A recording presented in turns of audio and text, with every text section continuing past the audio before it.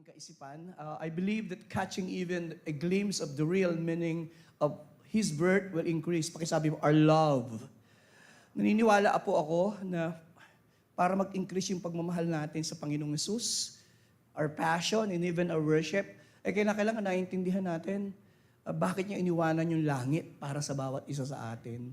So with that in mind, pag-uusapan po natin. Basahin ko muna po yung aking tatlong bagay na gusto kong manggitin. Why revisit the Christmas story? Nung isang linggo, kami mag-asawa, nagising po akong kinakanta ko yung Let me draw nearer. Yun ang kinakanta ko. Minsan na misis ko, sabi niya, kumakanta ka na naman.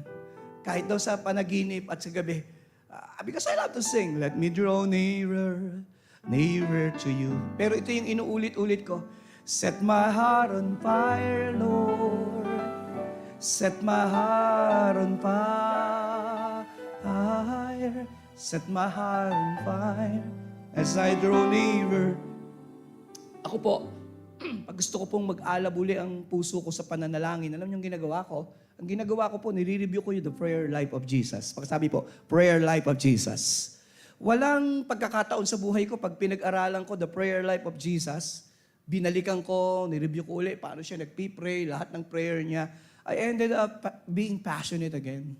Ganon din po ngayong umaga. Why revisit the Christmas story? To remember what this occasion really stands for. Bakit pa nagdidiwang ng Pasko? Sa tingin ko po parang ang hirap magdiwang ng Pasko ngayon. Pero hindi sapat ang COVID para hindi natin sambahin ang Panginoon. Somebody say Amen. Alam niyo po yung feeling na nakaupo rito ngayon. Na nagbiyahe kayo ng malayo, ang hirap magrehistro bago kayo makakuha ng upuan. Hindi na ho babalik yan eh. Hindi na po babalik yung kwentong yan. Kaya i-enjoy nyo yung moment na may takip pa yung bibig nyo at may shield pa kayo at sumasamba. I-enjoy nyo po yan. Because who knows, dadaan lang tayo ng ganitong panahon. Di po ba? Pangalawa po, why we will try to revisit the Christmas story is to relearn important spiritual lessons. Ang dami pong spiritual lessons ng Pasko. At huli sa lahat, to be inflamed with passion for the Savior and our Master. Alam mo, Marlon, may song na nagising ako nung sa araw. Kabisado natin eh. Hindi naman Paul on your knees yung title yata noon. Oh, Holy Night yata eh. Paul on your knees. Pasko na, no? Oh, here, sing with me. The angel voices, oh, night divine. Bakit? Oh, night when cry. Lagyan po natin ang atmosphere ng Pasko. Oh, night divine. Oh, night. Oh, night divine. Isa po sa paborito kong awit ng Pasko yan eh, yung Oh, Holy Night. Yung gabi na yon na napaka-holy. Because why? Kaya sabi nun, nakalagay, fall on your knees. Oh, here. Saan ka naman kayo nakakita? Nung ipanganak, nagbabaan ng mga anghel para mag-awitan. Pakisabi po, supernatural. Everything about Jesus is supernatural. The conception, pinagbuntis ng isang birhen. Supernatural. Because this person is no ordinary person. He is supernatural. Maski yung pangalan, hindi nang galing kay Joseph at Mary. Galing mismo sa Diyos. Sabi ng angel, tatawagin mo siyang Jesus. So with that in mind, kantahin uli natin para feeling lang natin Pasko na kahit may COVID. Sabay-sabay. Fall on your knees. Oh, hear the angel voices. Kayo po.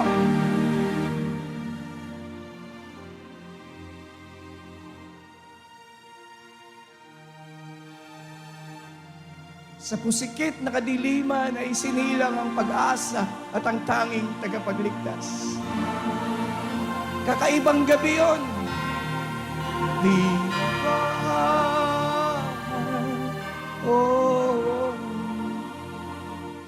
Oh, night.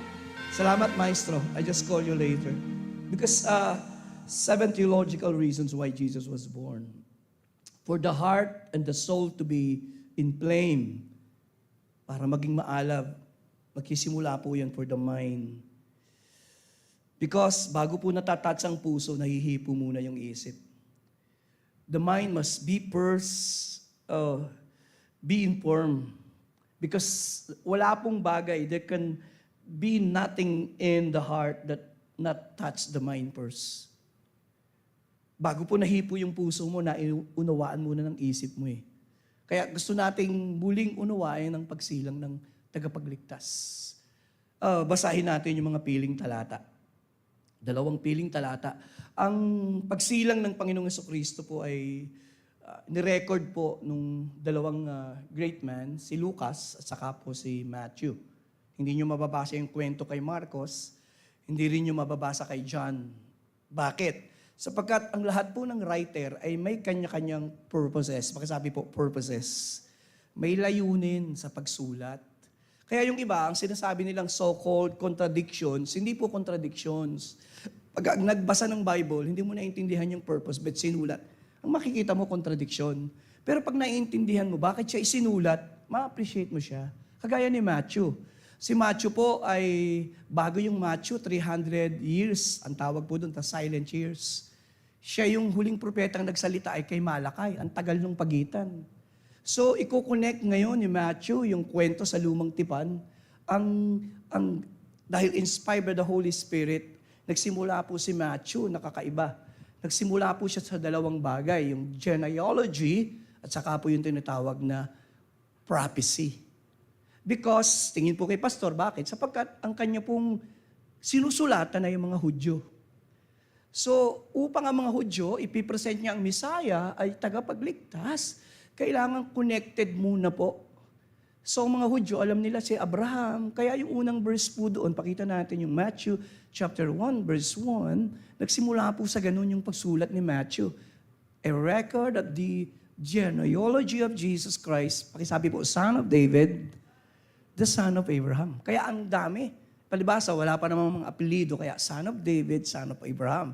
Ay si Jesus ka po, Jesus of Nazareth. So, yun po. Kaya hindi po yung contradiction. Ang tawag po doon, ang layunin po ni Matthew ay ipaliwanag sa kanila. Kaya ang tanong madalas ng mga estudyante, why start with list of names? Sapagkat mga Hudyo po itong kakausapin niya. Pagdating sa Matthew 1:21, binanggit ni Matthew yung kwento. Kaya pagdating sa verse 18, nagsimula na pong ipakita doon yung kwento the birth of Jesus Christ, the mother, kinuwento, pledged to Joseph, tapos nasumpong ang buntis. Yun po yung kwento. Tapos verse 19, pinag-iisipan ni Matthew, ni Joseph, righteous siya.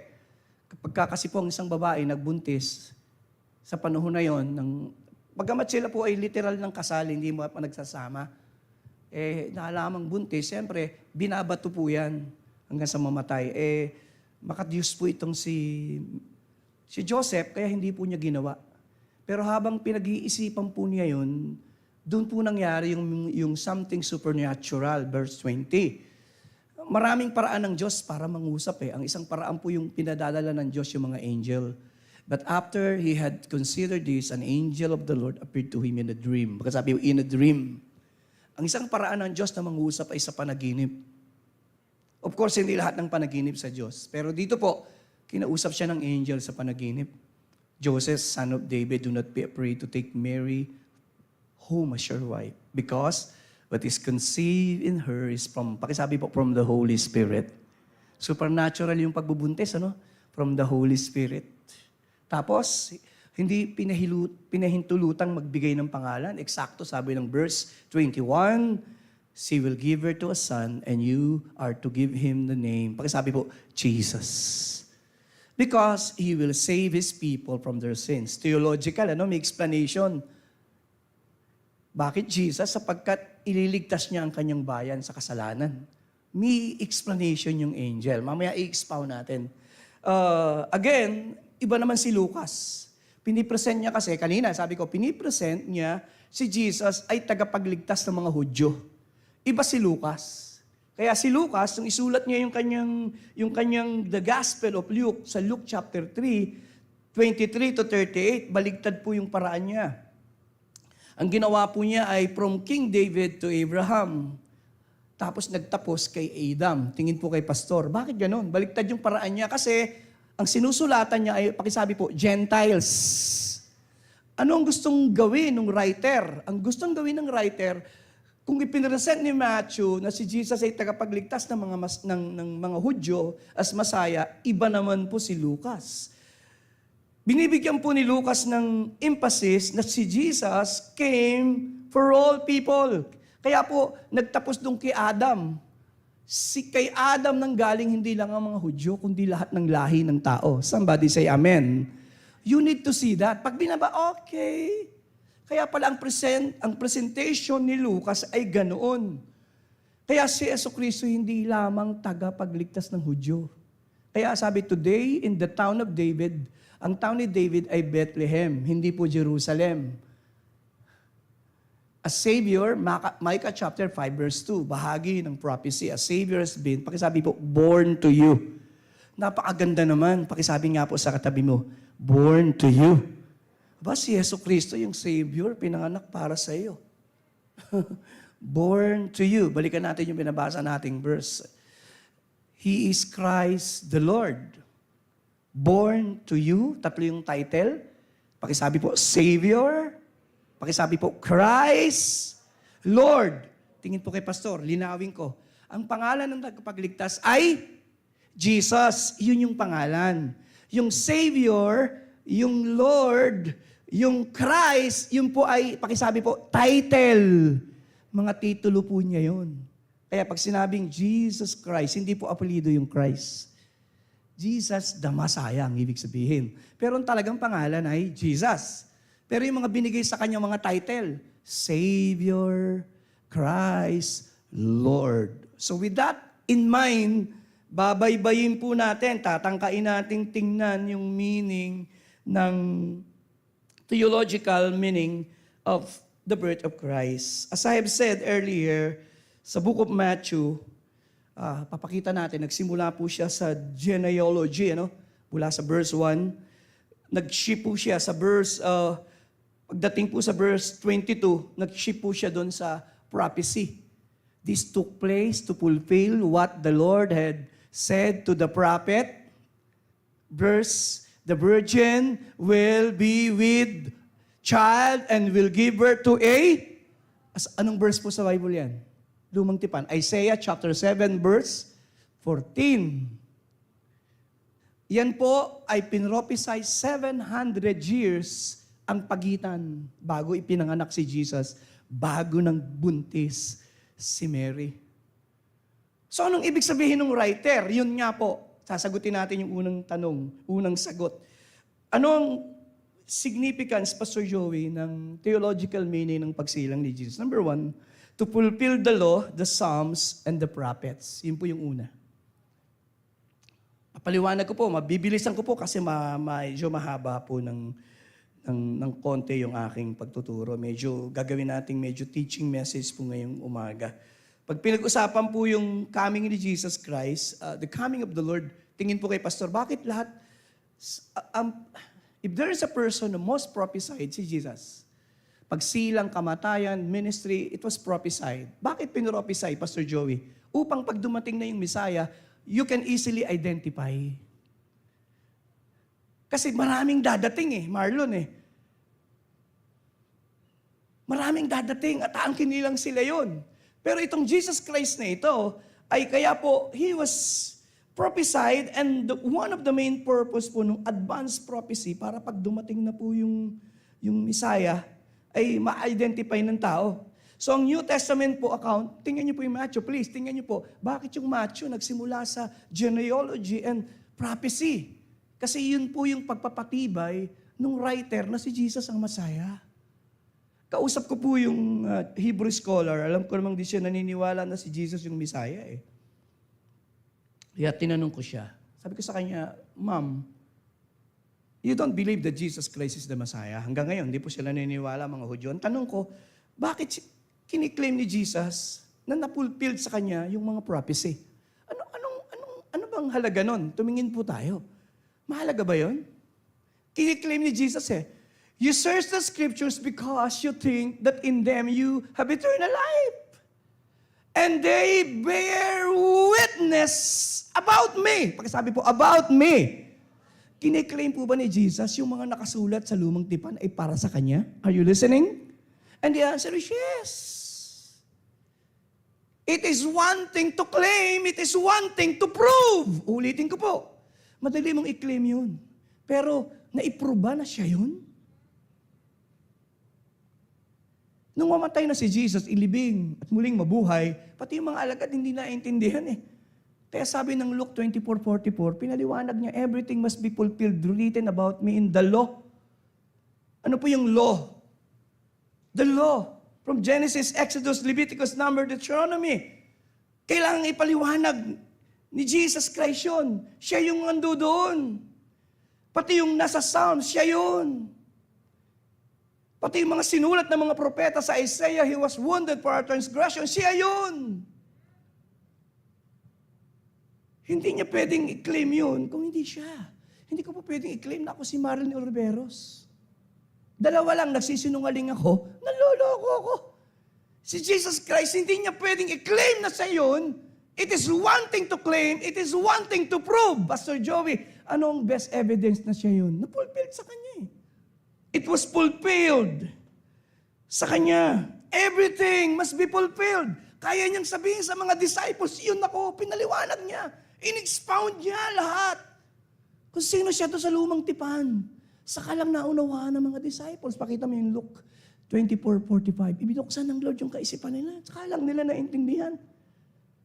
And then He opened their minds so they could understand Alam niyo po, hindi mo talaga maintindihan kung hindi tatas ng Holy Spirit Pangalawa, anong ebidensya ni Jesus na siya ang Messiah? Yung mga miracle na ginawa niya. Di po ba lumapit si mga alagad ni John the Baptist? Sabi niya, ikaw na ba? Maghihintay pa kami. Anong ginawa? Hindi siya sumagot. Pinagaling niya ang mga bulag, lahat. At sabi niya, bumalik kayo kay John. Sabihin niyong gumagaling ang mga may ketong nakakakita ang bulag at nabubuhay ang patay. Kung hindi pinirform ni Jesus yung mga miracles na ginawa niya, don't believe Him.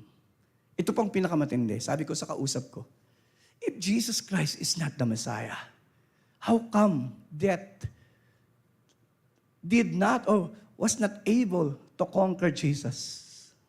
Kung si Jesus hindi Messiah, lahat na conquer ng kamatayan Pinakamayaman, pinakasikat, sila Buddha, sila Smith ng Mormonism. Lahat halos. Namatay hanggang ngayon, andun sa libingan. Pero si Jesus, paano niya pinrove na siya ang Messiah? Bumangon siya mula sa mga patay sapagkat maging ang kamatayan, hindi siya kayang i-conquer. He conquered death, hell, and grave! Importante ba yun? Yes, theologically importante yun. Importanteng naiintindihan po natin yun. Pastor Joey, okay, bakit siya isinilang?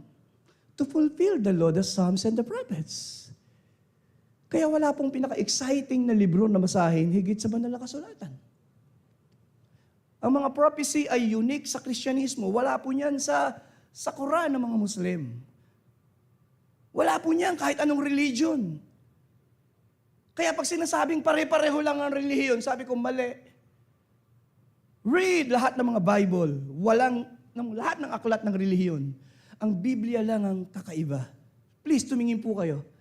It proves na talagang ang Bible na hawak ko ngayong umaga ay galing from the Lord, inspired by the Holy Spirit, and we can trust the Bible. Somebody say amen.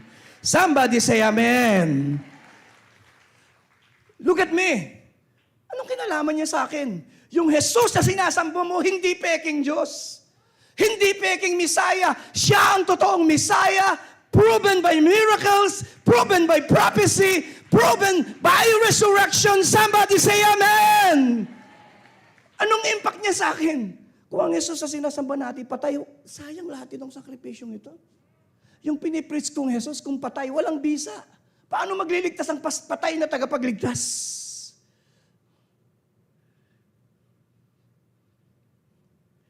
Di po ba? His birth was a direct and explicit fulfillment of Bible prophecy. Bakit isinilang si Jesus, Pastor? To fulfill the law, the Psalms and the prophets. Number 2, bibilisan ko po. To bring into effect the new covenant. Pakisabi sa katabi mo, new covenant. Mamaya, tataas natin yung tinapay, saka juice. Pastor Joey, bakit pinanganak si Jesus nung unang Pasko? Ang sagot po ay upang siya po ang maging mediator, tagapamagitan at bigyan ng epekto ang, pakisabi po, new covenant. Nung gabi po na yon, tingin po kayo kay Pastor Joey, mahirap ang ituro ang Pasko na hindi ka pupunta doon sa krus ng Kalbaryo. Kasi iyon po yung end result ng pagsilang niya. Somebody say amen. Sabihin mo, Pastor, Pasko po ba't papunta kayo sa cross?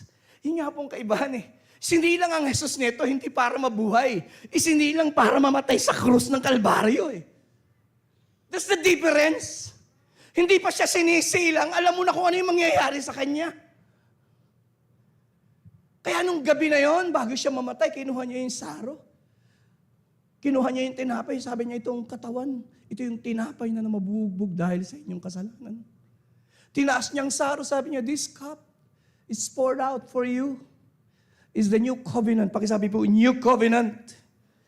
In my blood. Tandaan po natin, pakisabi po, in my. Pakisigaw po, 1, 2, 3, in my. Anong magtitibay at magbibigay bisa sa covenant sa bagong tipan? Yung dugong ititigis ni Jesus. Yan ang dahilan kaya siya magkakatawan tao. Bilang Diyos, hindi siya mamamatay. Kailangan niya maging tao upang maipaglagyan ng dugo. Sapagkat yung dugo na walang kasalanan, yun ang magpapatibay, yun ang magbibigay ng epekto sa bisa ng New Covenant. Yung dugong yun, na walang bahid dungis kasalanan. Kaya pag tiningnan mo siya sa pasabsaban, sa inyong mga bilin, makikita mo, yung Jesus na itong sanggol isang araw, ipinanganak dito para mamatay doon sa krus.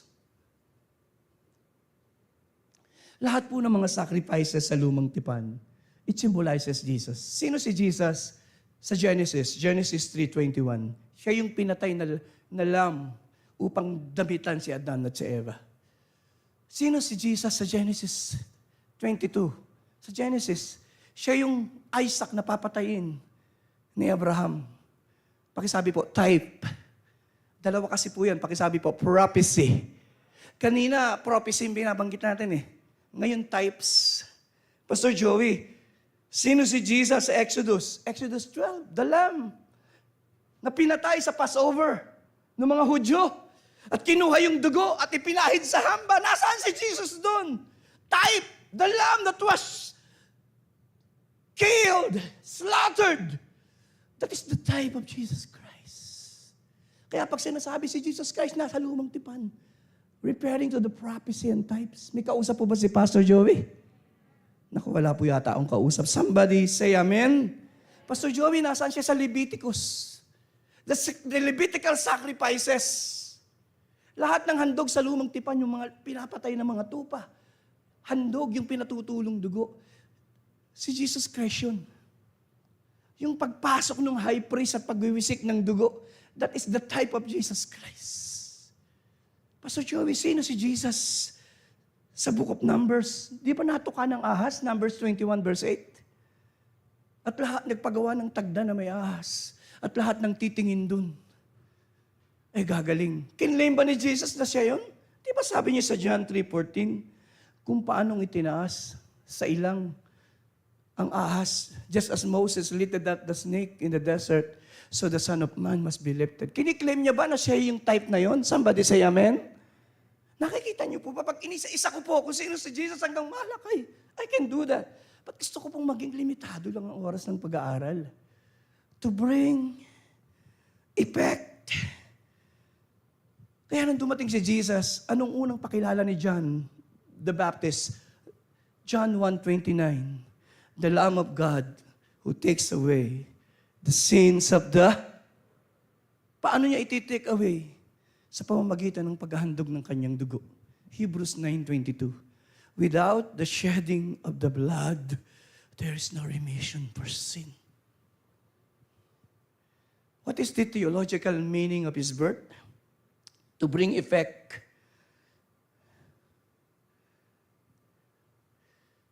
Siya yung mediator ng bagong tipan. Pastor Joey, may tinatawag po na judicial forgiveness. Basahin natin to bago tayo pumunta sa second point. Ephesians 4:32. Paanong naggagawad ang Diyos ng kapatawaran? Sabi po, be kind and compassionate to one another, forgiving each other, just in Christ, God, pakisabi po sa katabi mo, forgave you. Paano tayo pinapatawad ng Diyos ngayon? Pag lumapit tayo sa Diyos, kinilala natin tayo makasalanan, at kinilala nating namatay si Jesus para sa atin, sasabihin ng Panginoong Diyos ngayon, Amang sumasalangit, pinatatawad na kita sapagkat may nagbayad ng iyong kasalanan at namatay para sa iyo. Tingin po kay Pastor, bakit may epekto na yung kanyang dugo? That's it. Ngayon, pwede ka nang mapatawad, pwede ka nang matubos, sapagkat nagbigay ng epekto ang kamatayan ng Panginoong Yesus doon sa krus ng Kalbaryo. Lahat po ng taong lalapit sa Diyos ngayon, kaya yun po lagi ko sinasabi, unless you realize you are a sinner, hindi ka pwedeng masave. Doon mo lang ma-appreciate si Jesus eh. Lord, I'm a sinner. I cannot save myself.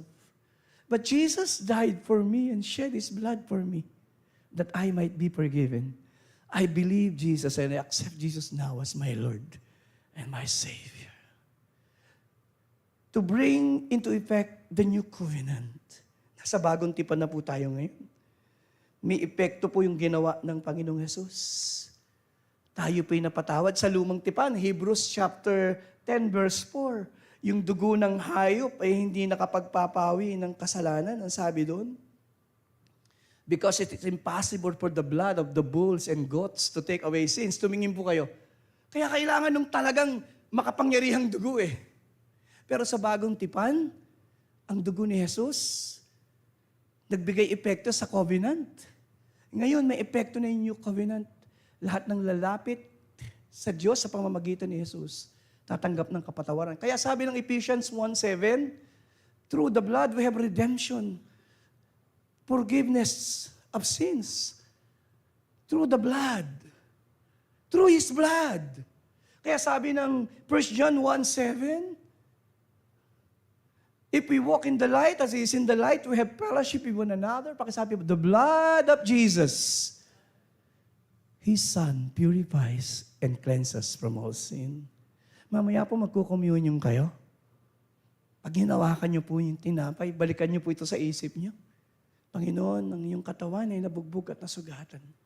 Mamaya pag hawak niyo ng juice at ininom niyo na, alalahanin niyo, nagkaroon lang ng epekto ang lahat ng yan dahil nagkatawang tao ang Panginoong Yesus, sinilang ng araw ng Pasko at namatay sa krus ng Kalbaryo para sa iyo. Palakpakan po natin ng Naku, mahina po yan.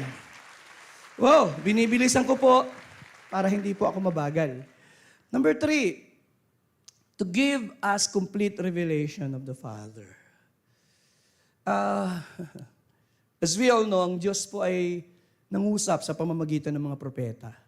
Ang sabi po ng Hebrews chapter 1, after He spoke long ago to the fathers in the prophets. Pakisabi po, through the prophets. So ang Diyos nangungusap, nagpapahayag through the prophets. At hindi po natin maidi-deny ang mga revelation ng mga propeta, hindi po naging sapat. Very limited ang revelation. Kailangan ni Jesus Christ ipanganak at magkatawang tao upang bigyan ng tao ng totoong revelation kung ano ang Diyos at kung sino ang Diyos. Kaya sabi ng John chapter 1 verse 18, ito po NLT. Sabi po, no one has ever seen God but God and only He is at the Father's side has made Him, pakisabi po, known. Si Jesus Christ po ang pinaka-greatest revelation ng Diyos. Yung mga revelation po na natanggap na natin sa lumang tipan, nila Moses, okay po yun. About God. Pero yun po ay napaka-limited pa rin. Until si Jesus ay dumating. Kaya sabi ng Hebrews 1, and God spoke long ago to the fathers in the prophets in many portions, in many ways. But in the last days, God spoken to us in His, pakisabi po, in His Son. Nangusap ang Diyos sa pamamagitan ng Kanyang anak. Pero mas grabe po ang mga sinasabi, kaya may isang panahon sa ministry ng Panginoong Jesucristo po, ang sabi ng mga alagad, John 14:9, sabi ni Philip, show us the Father. Ipakita niyo sa amin ang Ama. Sabi ni Philip, sagot ni Jesus, don't you know, Philip, even after I have been among you such a long time, anyone who seen me has seen the. How can you say, show us the Father? Sino si Jesus? Siya yung larawan ng Diyos na hindi nakikita. Kay Jesus, nakita natin ang Diyos na hindi nakikita. May kausap po ba si Pastor Joey? Kaya sabi ng Colossians 1:15, He is the image of the invincible. Yung Diyos na hindi nakikita, ay nakita mo kay Jesus. Anong klaseng Diyos? Ang Diyos kay Jesus nung siya'y nagpatawad. You see a forgiving God. Nung niyakap niya ang mga makasalanan, pinatawad. Marami po kung tagpong gusto sa Bible and that is the picture of God. Lahat gustong batuhin yung babaeng nahuling ng halo niya. Sabi niya, sige, yung walang kasalanan sa inyo. Batuhin siya. Walang bumato. At sabi niya, wala mong bumato sa'yo, wala po. Sin no more. Gusto ko po yung mga tagpong yun. We see Jesus. We see God the Father. He's a merciful God. Lumapit yung mikitong Mark 1:40-41. Sabi niya, kung gusto po niyo, mapagagaling niyo ako. At sabi ng Bible, filled with compassion, the Lord touched him. In Jesus Christ, we see the picture of the Father. A forgiving, compassionate. Bakit siya nagkatawang tao? Para makita natin ang totoong larawan ng Diyos. Naku, wala na po akong kausap. Are you there? A compassionate, approachable God. Walang lumapit sa Kanya na tinaboy niya. We have the picture, the greatest picture of the Father in Jesus Christ. Kaya sabi ng Hebrews chapter 1, verse 3, siya yung maningning, the exact representation of His being. Bakit may Pasko? Bakit nagkatawan tao si Jesucristo? Upang makita ng tao ang totoong revelation ng Diyos na hindi nila nakikita. He's the exact and the most powerful revelation of the Father. Pang-apat, bibilisan ko po para hindi mabagal. To be the Savior of the world. Ako, yan ang pinaka-paborito ko po na I will ask Marlon to sit at the piano. Tapos na po ako Kaya pa ho ba niyo 10 more minutes? To be the Savior of the world. Kanina binanggit ko po yung Savior. Siguro yun yung pinakakilala nating title ni Jesus, tagapagligtas. Sa 1 John 4:14, sabi po, and we have seen and testified that the Father has sent His Son to be the Savior. Pagkasabi po, Savior of the world. Paborito natin kantahin yung word Savior of my soul. Gusto natin laging gamitin yung Savior We always love to use the word Savior. Sa Bible po, pinresent siya as a Savior. Pastor Joey, He's the Savior. And He was presented in the Bible as the only Savior. Pagkasabi po, Savior. Acts 4:12. Sa Bible, walang ibang tagapagligtas sa silong ng langit. Salvation is found in no one else, for there is no other name under heaven given men which we must be saved. He was presented in the Bible as the Savior. Sa Luke 2:11, balikan natin kanina, binasa natin yung Luke 2:11. Binanggit yung tatlong title. David, at the town of David, a Savior has been born. He's the Messiah, and He's the Lord. He's the Savior. Siya yung tagapagligtas. Pastor Joey, paano siya naging tagapagligtas? That is the question. Paano siya naging tagapagligtas? Naging tagapagligtas siya kasi nagpadilat ng bulag. Amen o amen? Ayaw niya sumagot. Kasi binuhay niya yung patay, kaya siya naging Savior. Amen o amen? Hindi po. May interpretation po Matthew 1:21.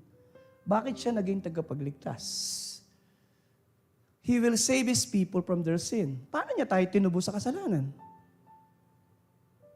Naging Savior siya sapagkat siya'y namatay para sa iyo.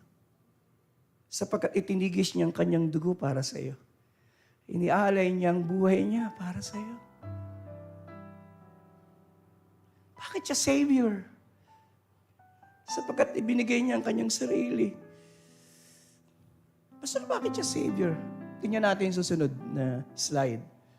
Sabi niya, if our greatest need was information, God would have sent us an educator.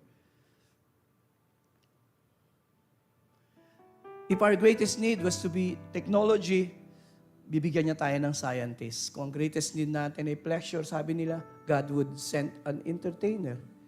If our greatest need was money, God will give us an economist. But since our greatest need is to be forgiven, anong greatest need mo? Anong greatest need ng tao? To be forgiven. God gave His Son.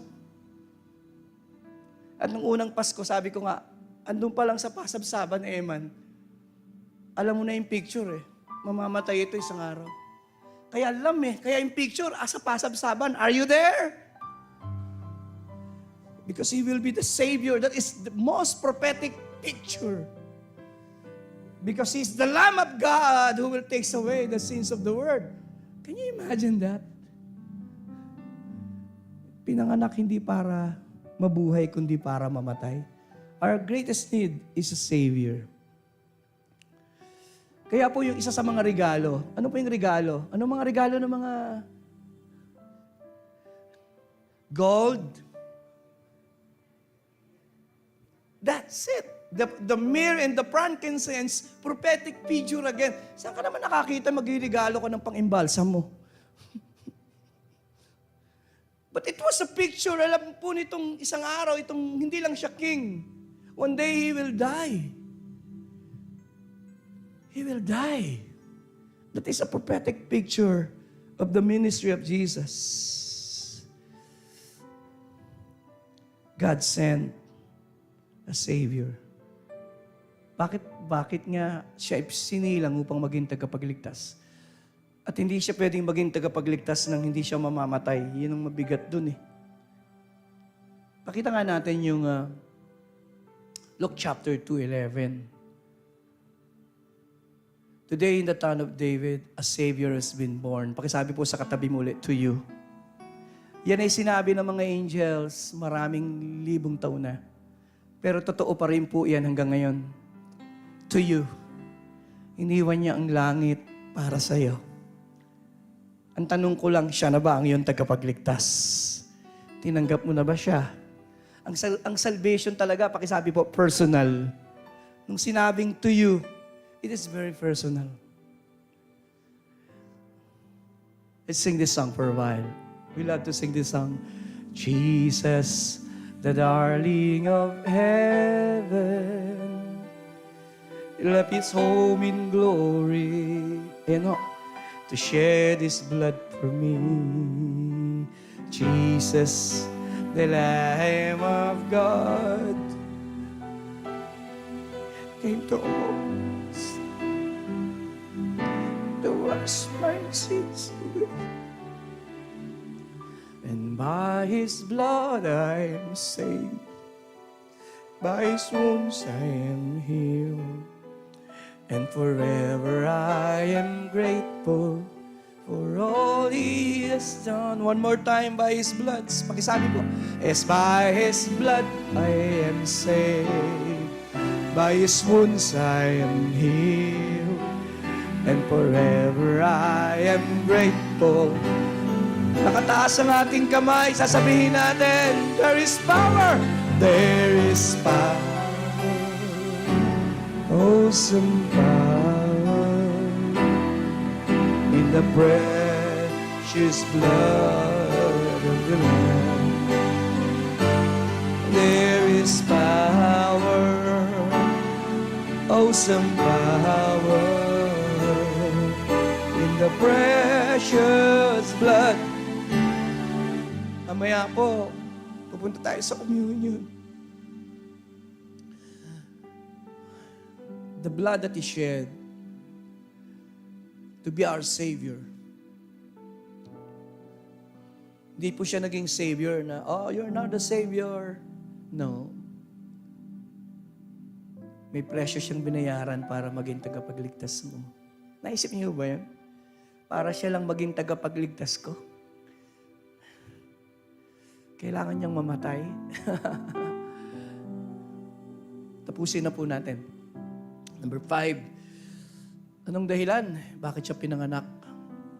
Theological meaning, to be our sin bearer. Substitute. Para maging sin bearer po natin. Para magpasan ng ating mga kasalanan. Kaya sabi po ng Isaiah, He was wounded for our transgressions, bruised for our iniquities. Chastisement of our sin was upon Him, and by His stripes we are healed. Pinasan niya po yung ating kasalanan. Siya po ay naging substitute. Theological word po yan. Pakisabi po, substitute. Pag sinasabi po yung salitang substitute sa banal na kasulatan ay siya po ay mamamatay para sa atin. Instead, dapat ako ang mamatay. Dapat ako ang magpasan ng sakit at hirap. Pero,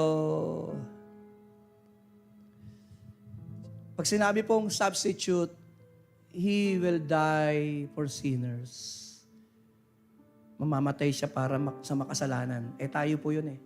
Kaya sabi ng Romans 5:8, while we were yet sinners, Christ died for us. Yun po yung teaching ng scriptures. Si Jesus Christ ay mamamatay sa kasalanan. Next slide, bibilisan ko na lang. Kaya sa Isaiah, makikita po niyo yung word na substitute dyan. Hindi niyo makikita yung word na substitute. Pero pinalitan po ng mga pronoun na our. He bore our griefs. He carried our sorrows. He was wounded for our transgressions. Masusugatan for our iniquities. Pansinin niyo po, hindi siya masusugatan para sa sarili. Puro our. Sino yung our? Tayo po yun eh. The chastisement of our peace was upon Him. Yung sugat niya, para kanino? Para sa kagalingan mo. Para ngayong umaga, pag kinain yung tinapay, sasabihin mo, Panginoon, sa mga latay mo, okay, may kagalingan. The Lord had laid on Him the iniquity of us all. Kaya po, He bore our sorrows. Siya'y naging substitute, inilagay lahat ng Diyos sa Kanya. Kaya 2 Corinthians 5:21, siya na walang kasalanan ay naging kasalanan. God made Him who had no sin to be sin for us, that in Him we might become the righteousness of God. Let's sing again the chorus. By His blood I am saved. By His wounds,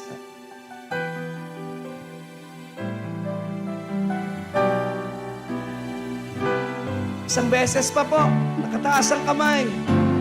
By His blood,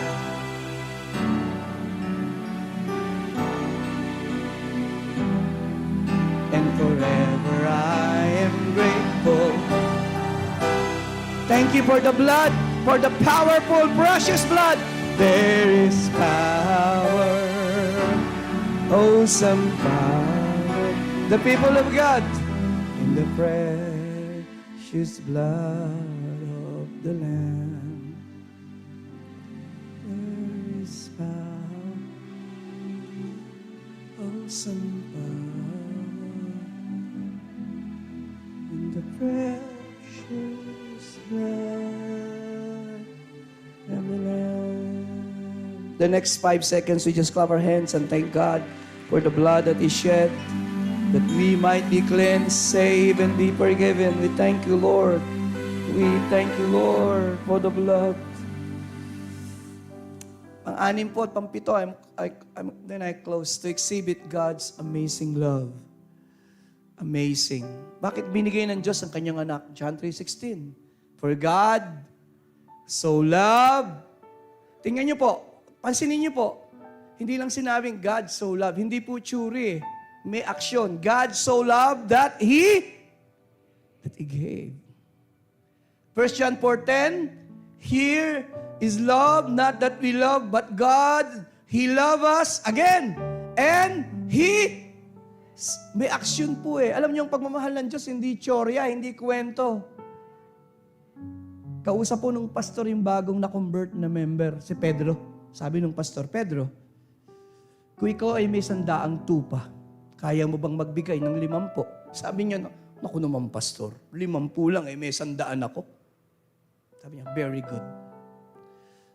Kung may 50 kang baka, kaya magbigay ng 25. Sabi niya, naku po pastor, walang problema.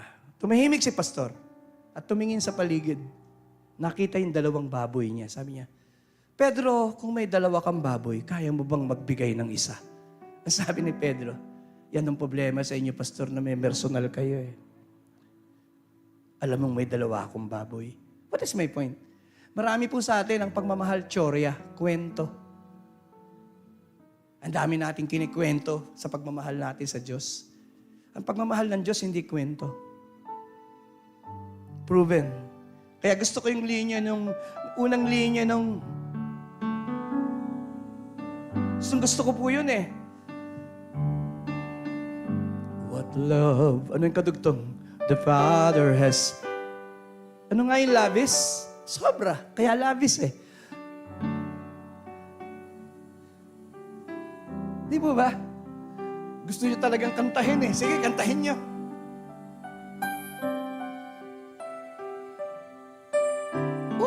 I love this. Greater love. Oh, the anointing is touching the entire music museum. God exhibits His love by giving us His Son.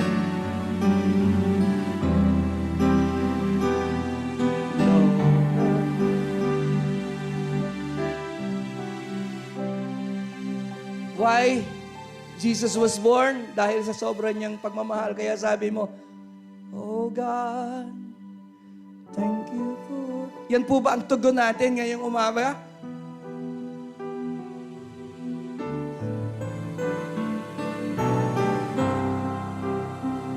Lord, you died for me, forever my praise will go.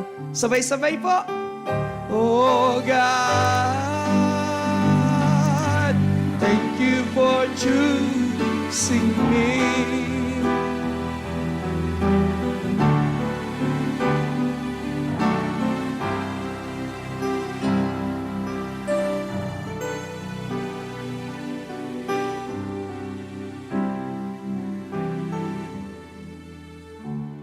Sabay-sabay.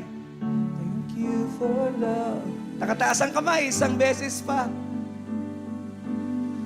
Thank you for love. 2 kamay na. Malakas, sasabihin natin. Thank you for loving me. Woo! Masarap balikan yung Pasko, no? Kaya sabi ko sa inyo eh, hindi pwedeng babalikan mo yung kwento ng Pasko at hindi mo siya mamahalin uli. It touches the mind and the heart. He gave because He loved niya ako ang mabigat eh. Bakit yun naiiyak? Why we were yet sinners? Unmerited. Yung minahal ka ng Diyos sa kabila ng ganito tayo. Unmerited. We don't deserve it. Doon tumutulo yung luha mo. Lord, I don't deserve it, Lord. You know, it is a sacrificial love. For God so loved the world that He gave His only begotten Son. It's sacrificial love. May nag-iisa siyang anak. Ako nga ho, 4 ang anak ko. Pag tinanong niyo ako kung kaya ko magbigay ng isa, hindi ko po kaya magbigay ng isa. Tayo nga, may 2 bato eh. Kaya niyo magbigay ng isa? Hindi ganun kadali. Pero titignan niyo, may bibigyan mo. Siguro yung mahal mong kapatid, kakayanin mo. Pero yung Diyos, yung magbigay at tiningnan tayo, na puro tayo masama, masuwain, and God gave. Oh, wow.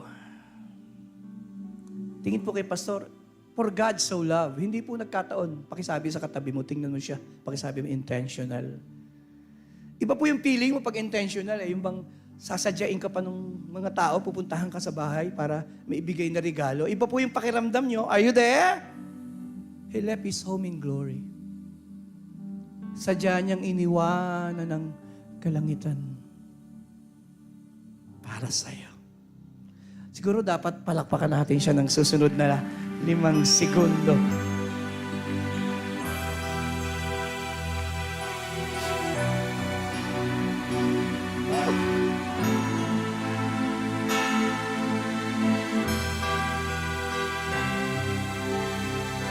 Pasko na ho talaga, no? Palakpakan natin ng Panginoon. Fall on your knees! Fall on your knees. Oh,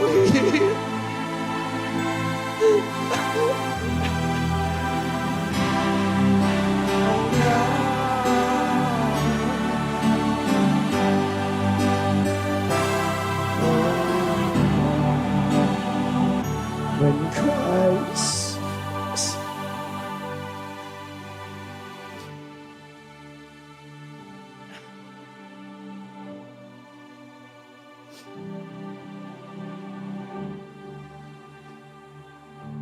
Oh, night divine.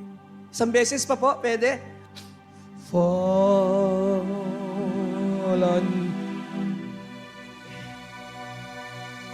Oh, hear the angel voices on night divine. When Christ was born, oh, night,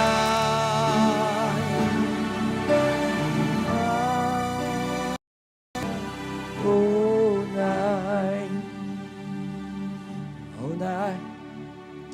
Alam niyo po, bakit ko nilakipan ng awit yung aking pagtuturo para pag napunta kayo sa mall at kinanta yung Oh Holy Nights, maalala niyo yung sermon ko ngayong umaga. Pag sumakay ka sa jeep, sabi mo, narinig yung sermon eh. But let me close. Last but not the least, to complete God's redeeming plan or redemptive plan.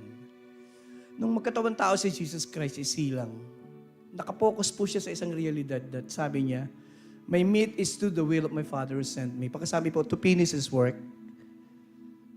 Si Jesus Christ, nakapokus na po siya doon sa work na iniatang ng Ama. Ano po yung iniatang ng Ama? Pakisabi po, God's plan of redemption.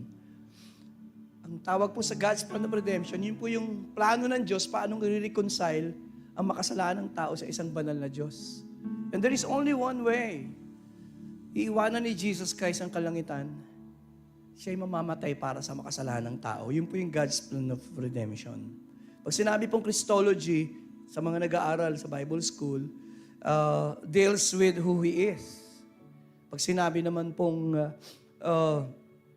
redemption deals with what He has done or the works of Christ. The Lord was so aware na may gagawin siyang misyon at yun po yung iaalay niyang kanyang sarili. At doon sa krus ng Kalbaryo, ang tawag po doon, work of salvation, siya lang po ang naagawa nun. Hindi natin kayang gawin yun sa sarili natin. He has done everything that is necessary for man to be forgiven and to be reconciled. Kaya po nung nakabayubay siya, kaya niyang sabihin yung salitang, pakisabi po, tetelestai. Yung po isang priestly work. Pag tiningnan po nung priest, yung yahandog, perfect, sasabihin niya, tetelestai. Si Jesus nakabayubay sa krus. Tiningnan niya, nagawa niya na lahat. Lahat ng dapat gawin para sa kaligtasan ng tao, nagawa niya na. Sabi niya, tetelestai, tumingin po kayo. Kaya walang idadagdagan tao sa salvation. Ang salvation ay tatanggapin mo na lang by faith. Why? Because it was perfectly perfect.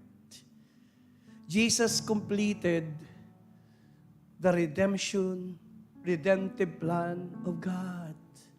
Walang nag-perfect niyon, siya lang. Kaya ngayon, kaya niyang sabihin, there is only one mediator between God and man. Siya lang ang nakakompleto ng kaligtasan. Somebody say amen. Kaya kaya niyang sabihin, I am the way, the truth, and the life. Walang ibang nagkumpleto ng salvation maliban sa Kanya. Kaya walang ibang pangalang ibinigay sa silong ng langit. Kasi siya lang ang kumumpleto ng kaligtasan ng tao. Ano lang ang gagawin mo ngayon? Anong gagawin mo ngayon? Ang gagawin mo lang ngayon ay wala. Pag nakita mong makasalanan ka, wala ka namang magagawa eh. Can you reconcile yourself to God? No. This Jesus, siya yung namatay para ma-reconcile tayo sa Diyos. All I need to do is accept I'm a sinner. Lord, I'm a sinner, I cannot save myself. Kaya pag nakita niyo po yun, ako, blessed na kayo. Lord, I am a sinner, I cannot save myself. But I believe Jesus Christ, the Son of God, namatay para sa isang makasalanang tulad ko. Nilibing, nabuhay na maguli.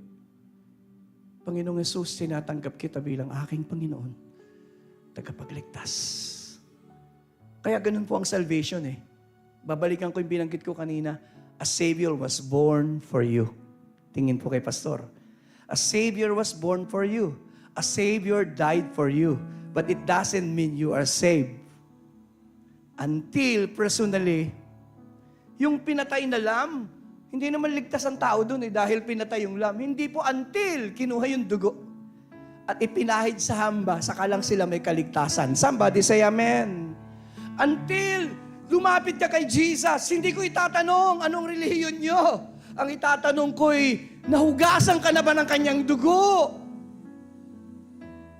Ang itatanong ko'y, tinanggap mo na ba siyang Panginoon? Ang itatanong ko'y, sinabi mo na bang siya ang iyong Panginoon at tagapagligtas? Yan po ang mabuting balita. Bakit nagkatawang tao at ipinanganak ang Panginoon noong unang Pasko? Tumayo po tayong lahat.